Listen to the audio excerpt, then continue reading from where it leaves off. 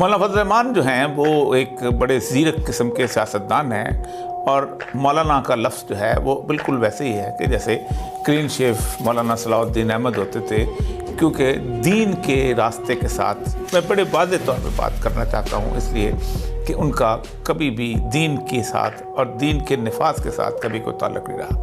वो एक बेहतरीन पॉलिटिकल पार्टी है रखते हैं और बेहतरीन पॉलिटिकल लीडर। काजी हुसैन अहमद साहब एक दफ़ा मुझसे मुलाकात हुई जब MM की हुकूमत बनी थी,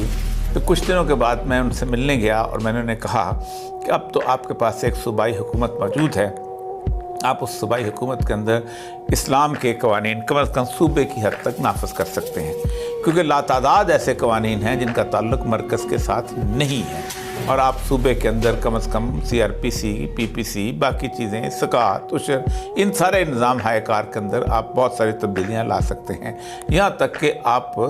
सूबाई सिविल सर्विस के अंदर भी बेहतरीन किस्म की सिविल सर्विस ट्रेनिंग दे सकते हैं। तो काजी हुसैन अहमद साहब की आँखों में आंसू आ गए और एक टुटुपाई हुई आंखों से उन्होंने कहा कि जब मैंने मौलाना फजल रहमान से कहा कि अब हम जीत गए हैं तो अब हमें दीन को नाफिज करना चाहिए, तो मौलाना फजल रहमान साहब ने कहा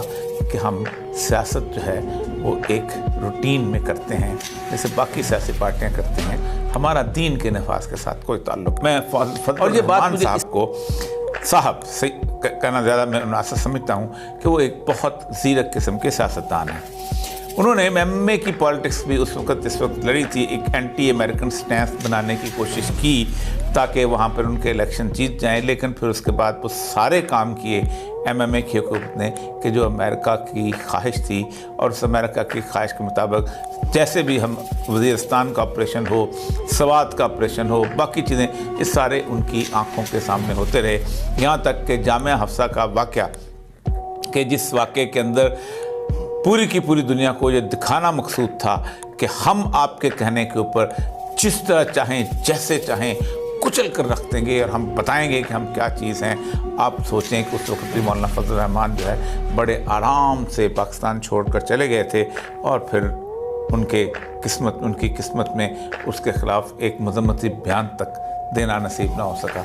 यही वजह है कि इस वक्त जो उनका दौरा है अफ़गानिस्तान का, वो खालिसतन उनकी सियासी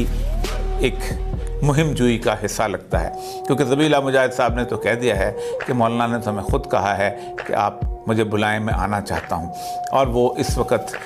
तालिबान की हमदर्दी उस खित्ते के अंदर लेना चाहते हैं जहाँ पर उन्होंने इलेक्शन लड़ना है, जहाँ लोग उनके चेहरे से वाकिफ़ हो चुके हैं, लेकिन इस तालिबान की हमदर्दी में वो एक गार बना रहे हैं कि किसी न किसी तौर पर पाकिस्तान के